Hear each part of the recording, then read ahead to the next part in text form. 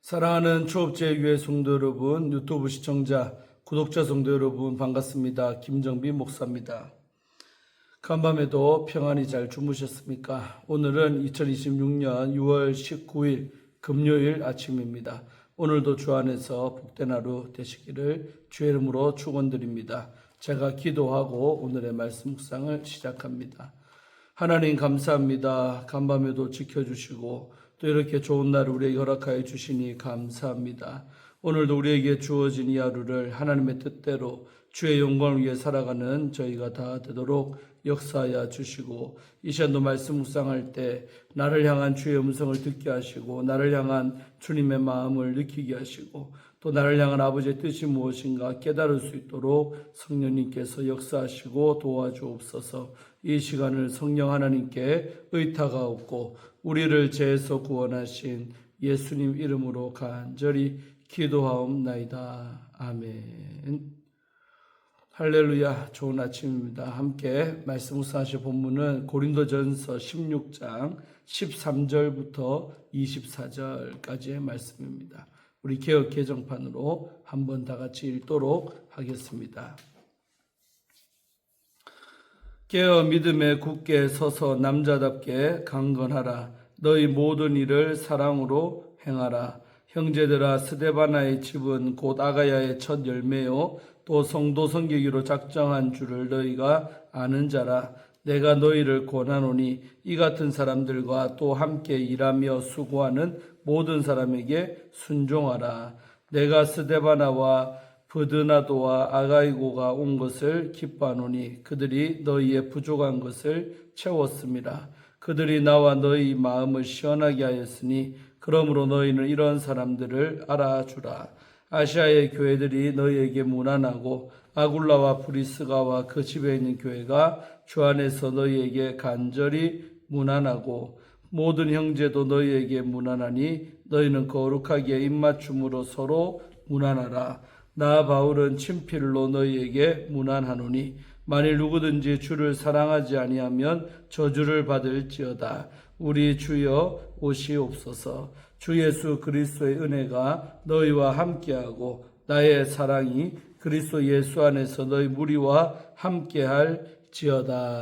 아멘. 네, 오늘도 이 본문 말씀을 먼저 주의할 때 은혜 받으시기를 바랍니다.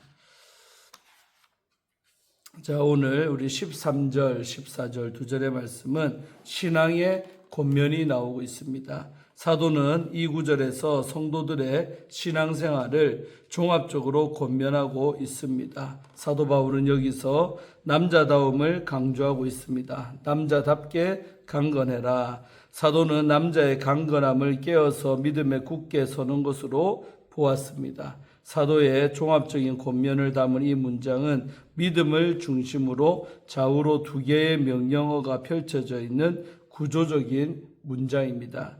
사도는 믿음 안에서 고린도 교회의 성도들이 한쪽으로는 깨어있고 또 서며 또 한쪽으로는 남자답게 강건하라고 명령합니다. 고린도 교회에 밀려 들어오는 많은 어려움 속에서 사도는 고린도 교회가 믿음을 견고히 간직하는 가운데 기도로 버티며 또 남자다운 강건함을 보여주기를 권면합니다. 사도의 또 다른 권면은 사랑에 대한 요청입니다. 이미 사도는 고린도전서 13장에서 사랑에 대해 세밀하게 기술을 했습니다. 사랑에 대한 사도의 명령은 13장의 내용을 다시 상기시킵니다. 사랑으로 행하라는 요청은 사랑 가운데 거하라는 명령입니다. 다음으로 우리 15절, 16절 두 절의 말씀은 스데바나의 집이 여기에 등장하지요. 사도는 편지를 마감하면서 스데바나를 추천을 합니다.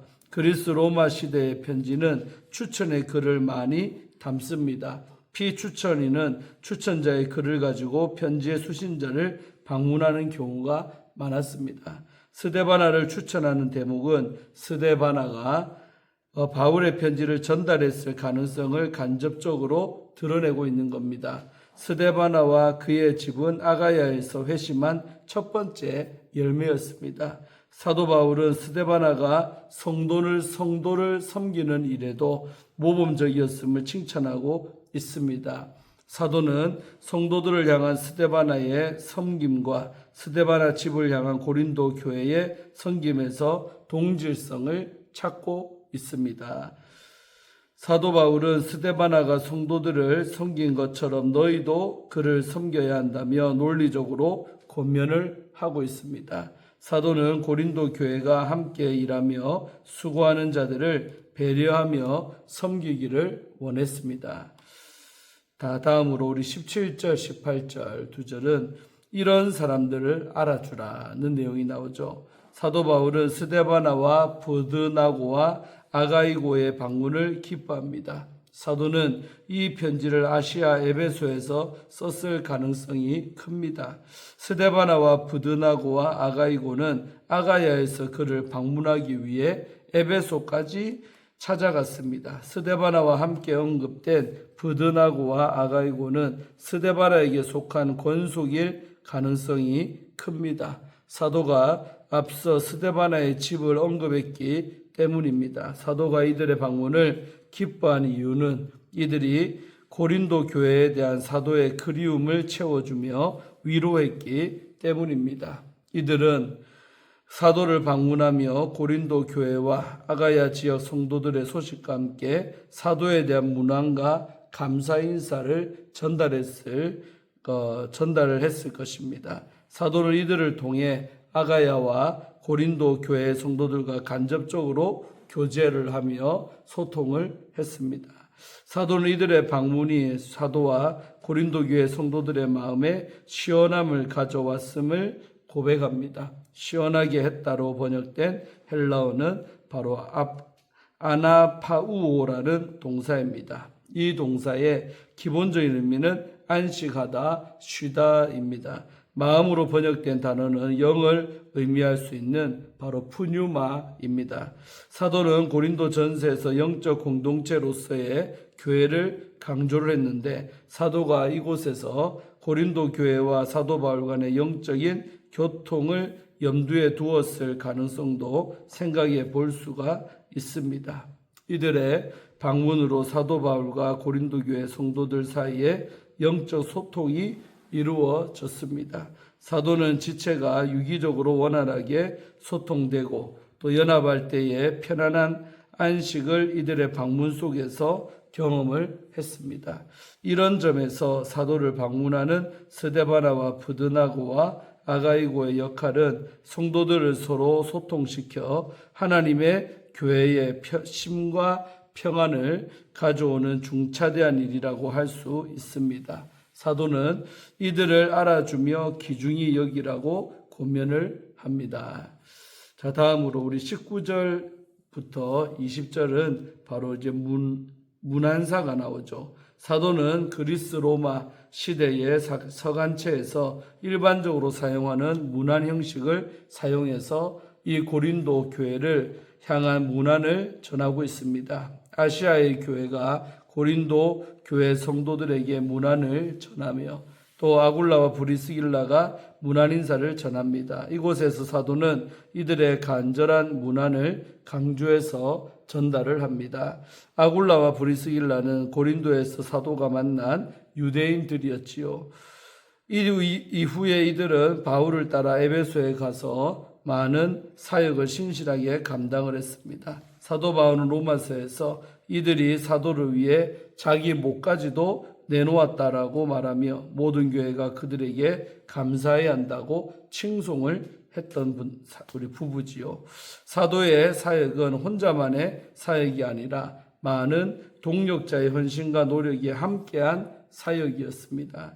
사도는 자신과 함께한 모든 하나님의 일꾼들이 연합하도록 서로에 대한 문안을 요청을 합니다. 너희는 거룩하게 입맞춤으로 서로 문안하라.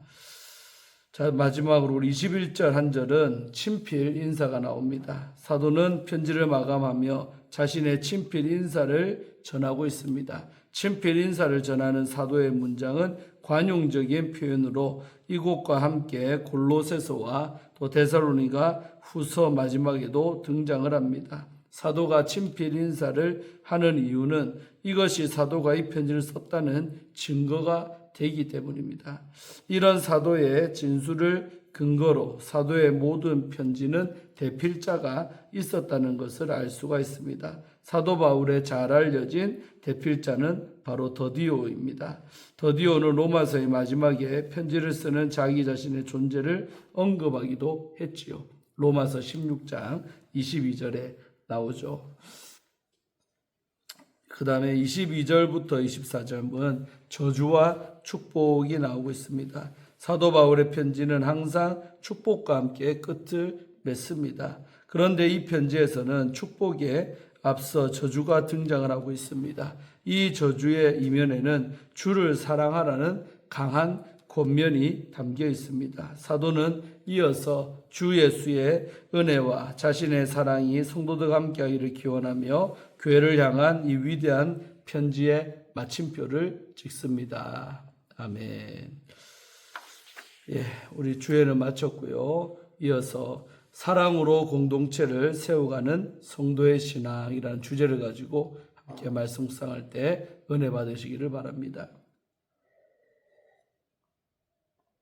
오늘 이 본문의 말씀은 고린도 성도들에게 전하는 바울의 마지막 권면입니다.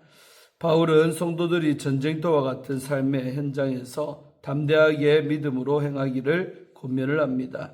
이어서 스데바나의 집과 함께 수고한 사람들을 언급을 하며 그들과 함께 순종하며 섬기라고 합니다. 오늘 말씀은 성도된 우리를 향하고 있습니다. 우리는 삶의 현장에서 어떻게 믿음을 지키며 또 사랑으로 우리 공동체를 세워갈 수 있을까요? 첫째는 우리는 깨어 믿음 위에 굳게 서서 모든 일을 사랑으로 행해야 합니다. 우리 13절, 14절 중심으로 살펴보면 13절에서 바울은 깨어 믿음에 굳게 서서 남자답게 강건해라 고 권면하지요. 이 말씀을 마치 전쟁터에 나가는 군인들에게 주는 명령처럼 들립니다.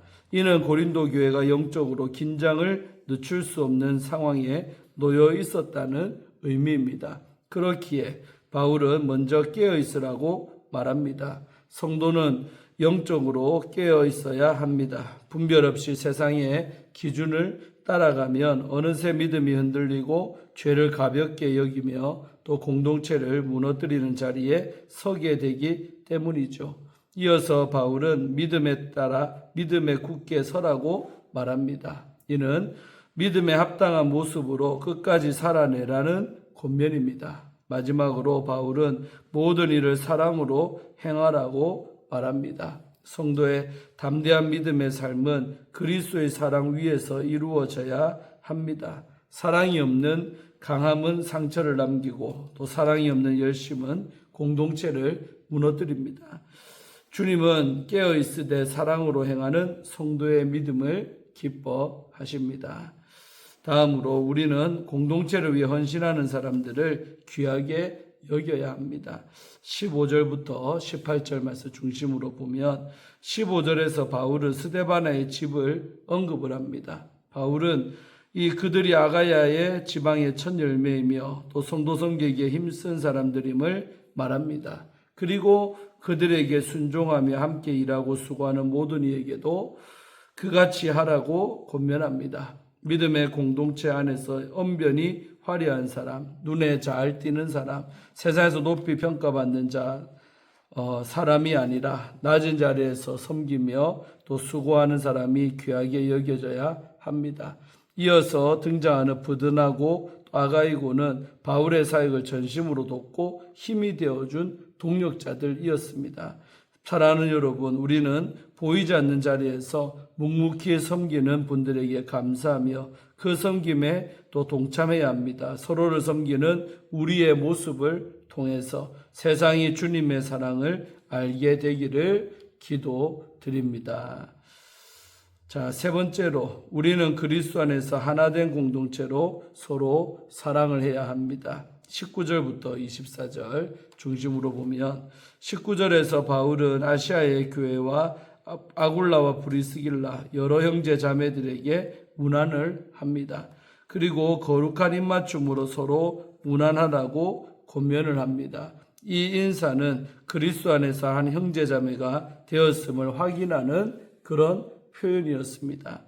이어서 바울은 주 예수의 은혜와 자신의 사랑이 그리스도 안에서 그들과 함께 하기를 원한다라고 고백을 합니다. 이는 교회를 교회되게 하는 중심이 주님을 사랑하는 그런 마음이며 그 사랑은 은혜 안에서 공동체 전체를 향해 흘러가야 한다는 그런 의미입니다. 이 권면은 오늘 우리를 향합니다. 교회 안에서 우리는 어떤 모습으로 살아가고 있습니까? 교회는 은혜를 함께 받은 사람들이 그리스도 안에서 서로를 받아들이고 또 존중하며 한 몸으로 살아가는 자리입니다. 주님의 은혜 안에서 서로를 용납하며 또 포용하며 사랑하는 믿음의 공동체가 되기를 간절히 기도드립니다. 사랑하는 우리 초업제교회 성도 여러분, 유튜브 우리 성도님들, 오늘 본문은 교회와 성도를 향한 사랑의 권면입니다. 믿음의 공동체를 세우는 힘은 사람의 능력이 아니라 주님을 사랑하는 마음과 그 사랑이 흘러가는 공동체의 삶에 있습니다. 그러므로 오늘도 믿음 위에 굳게 서고 사랑으로 행하며 또 주 안에서 함께 교회를 세워가는 성도가 되기를 간절히 소망합니다. 아멘. 예, 마지막으로 우리 임용수 목사님이 쓰신 우리 하나님과 함께하는 여정이라는 책에 우리 일부분 읽어드리고 마치려고 합니다. 저와 친분이 있는 교수 한 분이 있습니다. 그분은 독일에서 오랜 기간 음악을 공부했습니다. 그분과 만나서 대화를 나누는 중에 저의 마음에 담겨진 말이 있습니다. 그분이 말하기를 자기는 독일에서 학비를 내지 않고 무료로 음악 공부를 했는데 귀국해서 그것을 너무 비싼 돈을 받고 후배들에게 가르치고 있는 것 같아 때때로 죄송한 마음이 든다고 했습니다. 독일에서는 자국의 학생이나 다른 나라 학생이나 다 마찬가지로 학비 없이 공부를 하게 됩니다. 외국 학생의 경우 유학 기간에 자기의 생활비만 부담하면 됩니다. 가난한 제3세계 학생들에게는 너무나 큰 혜택이 아닐 수가 없습니다. 유학생활을 마치고 귀국한 사람의 삶은 자비로 공부를 했는지 무료로 공부했는지 두 가지 유형으로 나뉩니다. 첫째 유형은 귀국해서 같은 분야의 동료들을 모두 경쟁 상대로 생각해 더욱더 자기 자신에 몰두해 가면서 살아갑니다. 둘째 유형은 다른 사람을 위해 자기가 공부한 것을 사용하면서 살아갑니다. 그러면서 그 분야에 대해 좀 더 바르고 깊이 있게 알고 가르치기 위해 더욱더 자신의 발전에 힘을 기울입니다. 은혜의 위대성은 현재 자신의 모습이 하나님의 은혜라는 사실을 받아들이고 또 자신을 넘어서는 데 있습니다. 이것을 은유로 말씀드리면 자신의 오두막에 갇혀 살지 않고 넓은 세상으로 나와서 자신을 필요로 하는 사람들과 함께 살아가는 것입니다. 거기에 주님이 계십니다. 은혜에는 두 가지 면이 있습니다. 먼저는 자신이 있는 그대로 받아들이게 만들고 다음은 그러한 자신을 넘어서게 만드는 것입니다. 그렇게 살아가는 사람은 은혜의 복을 받은 사람입니다. 아멘. 예, 마지막 글까지 아주 은혜됩니다. 오늘도 귀한 큐티를 통해서 각자가 내마의 말씀 또 느낀 점이 있을 줄로 믿습니다.